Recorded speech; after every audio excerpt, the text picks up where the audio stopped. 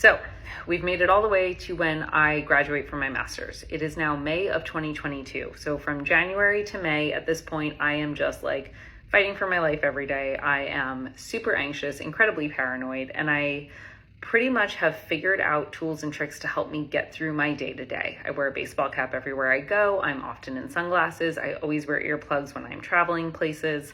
I don't ride the T anymore. I only take an Uber because that's the amount of like movement or sound that I can handle. I'm in an active migraine state almost every single day, but I haven't had any hemiplegic migraines since my trip to the ER. And things are kind of sort of okay. I basically once a month have this bout of like a fever. I get really sick. I am in bed for like 3 or 4 days and then I bounce back. And it pretty much feels like I'm getting like the flu, and then my body just like stops getting worse and I get a little bit better. But it is always tied to me having a full-blown migraine.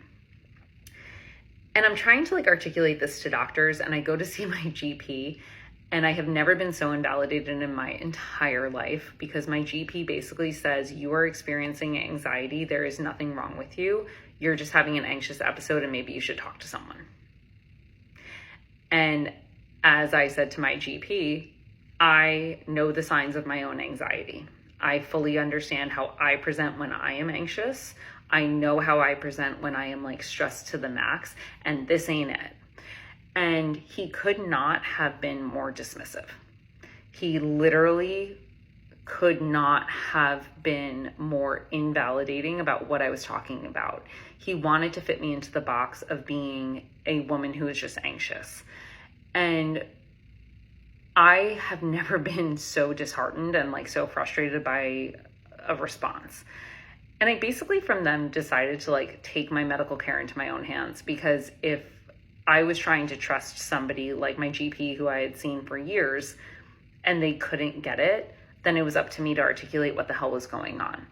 So in May of 2022, I get COVID, and I basically like experience the respiratory side of it. I'm just tired, fatigued. I like have difficulty catching my breath, but I'm pretty much like, by comparison to everything that I've been through, this version of it is manageable. I noticed that I have like slowed down significantly when it comes to being able to take walks, but that's kind of like par for the course with the version of COVID that I had. And then in September of 22, I get it again. Now, September of 22, I get knocked on my ass. And for context, I have just started working at my group practice as a therapist. So I have a caseload of like 30 to 36 clients, and I am really enjoying what I'm doing, but I am also going into the office multiple times a week, sitting under fluorescent lights. And when I go to the office, I start having active migraine symptoms, even if I wear a baseball cap.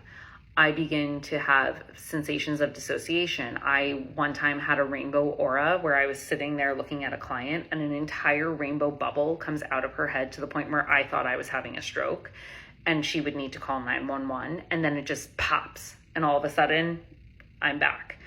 I am unable to like do anything after the second round of COVID in terms of like being in places that are loud or bright or noisy. Like, I think I left a restaurant, God, easily like 5 or 6 times. Mainly because I would get there and I would have had all of the presentations of an anxiety attack before I even arrived. Like, I would be sweating, I'd be nauseous, I would be dizzy, I would be like, I don't know what's going on. And I would have to leave and go sleep for 4 or 5, 6 hours. So as you can imagine, my social life tanked. At this time too, I'm also having very like adverse experiences when it comes to just like social interactions. So one of the things that I forgot to mention in the previous videos is that when I was in Boston, I had 2 really bad experiences with people invading my personal space. One of them was I was walking near the aquarium, like the Boston Aquarium, on my way to the North End, and it was like a beautiful Tuesday. And I was walking, and this guy basically jumps up from the thing and tries to grab me.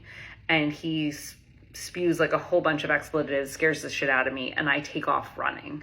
And I run from the north end, or from the aquarium through the north end all the way home. I call Boston PD, and they're basically like, you should have called us sooner. He's probably not there anymore. We can't help you. A month later, in November of that year, I am shopping for a Christmas gift for my boyfriend, and I literally am like in a record store and I get followed. Now, this is, when I tell people this, like, I would love to say that I was paranoid about being followed because of the heightened anxiety, because of like all of the worry that was going on. But in this instance, I was actually being followed. I was in, I think it was Newbury Comics. And I was in their record section, and I was walking, and I noticed that like if I went left, this guy went left. If I went right, this guy went right. And he like followed me around to each store, to the point where like I turned and dodged different ways. And when I did finally like turn directly around, he was like, hey, where are you going? I really want to talk to you, and stepped forward into my space. Scared the bejesus out of me. I, again, took off running.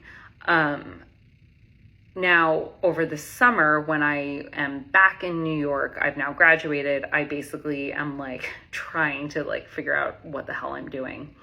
I then have a third, very just like not good experience where I am like scared shitless.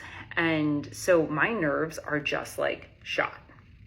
Like, if there was any question as to like what the hell was going on and if my body could handle it, the answer is no. I could not handle what was going on. It's not just like the traumatic experiences that I had, but it's also the fact that my nervous system was at such a degree of like decline that there is no possible way that I could have processed trauma, handled my physical health, maintained mental like clarity, and done the emotional side of this work.